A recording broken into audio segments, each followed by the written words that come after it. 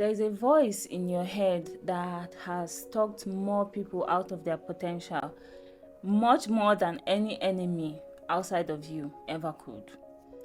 The voice that says you're not good enough, or you're not ready, or you can't do it, or there are 1,000,001 people who are better than you.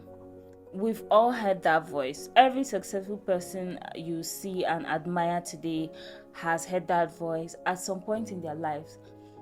The good thing is that they did not let that voice keep them stuck and afraid. That is what we're going to talk about today. Inner critic. We all have that. We all have that voice in our head. And I'm going to be sharing how I beat negative self-talk and silence my inner critic. Hi, I'm Glorrie, and this is Becoming It Pod, a space that was created to help you evolve into your best self. People think negative self-talk is some kind of personal flaw.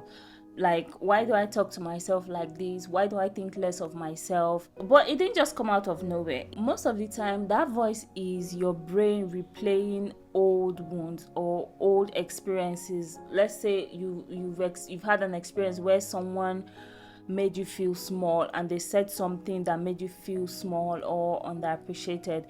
That hurt your emotions. You felt hurt and it remained in your subconscious. So when you want to try something new, your brain starts echoing that same line back to you, and you believe it, not because it's true, but because it's familiar. It has stayed with you over the years and it has just become a part of you. The funny thing is, we tend to think that is just our thoughts, but it's not. What you don't realize is that you've picked up other people's self-doubt. You've picked up other people's negative perception of themselves, other people who have projected their insecurities onto you. You believe that is who you are. You believe that you're not capable. I mean, how can you not be capable when God has provided you with all that you need to succeed? How are you not capable? That voice is not a reflection of your potential. It is a mental reflex that you have been practicing without noticing. And let me tell you the truth, that voice doesn't go away. I mean, your negative thoughts stick more in your subconscious than your positive thoughts. So you can always circle back into self-doubt when you start comparing yourself with people online, or you start overthinking, or you start trying to rush your process. And this is where I do the first thing, which is I separate myself from that thought. I separate myself completely from the thought and I label it. When you do that, it interrupts the pattern. I label it. This is fear speaking. Why is fear? Why am I feeling this fear? What makes me feel I'm not good enough? Because I am comparing myself. Maybe, how do I know I'm not good enough? How can I tell? What makes me know I'm not good enough? Because if it's true, how do I tell?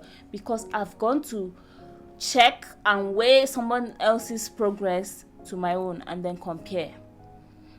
So yes, you look at it that way. You interrupt that thought and you label it. This is fear speaking. It's not who I am. You separated yourself from that thought. It is just a thought. It is just a thought. It's not real. Second thing I do is to question the voice. Why am I feeling this way? Is it the truth? Who has told me this thing about myself?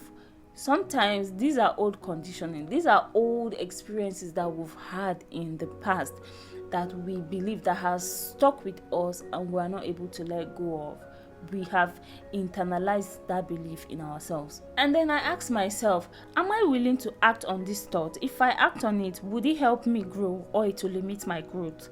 When I think of that, I just quickly get back to default setting, like, no, I'm not going to let this talk hinder my progress or hinder how I am evolving or hinder my becoming. This is what keeps you going. This is what keeps you in action. Don't stay stuck there. You don't believe that thought. You don't stay there afraid and in fear and believe that yes, this is what it is, this is the truth about myself. No, you don't do that. The third thing I do is to replace these negative self-talks with evidence. I mean, you would not always use positive affirmations to silence these negative thoughts. I mean, yes, they work, but sometimes, most times, show evidence. There should be evidence, show workings. When that voice says you will fail, you say, no, I've attempted this before and here is proof.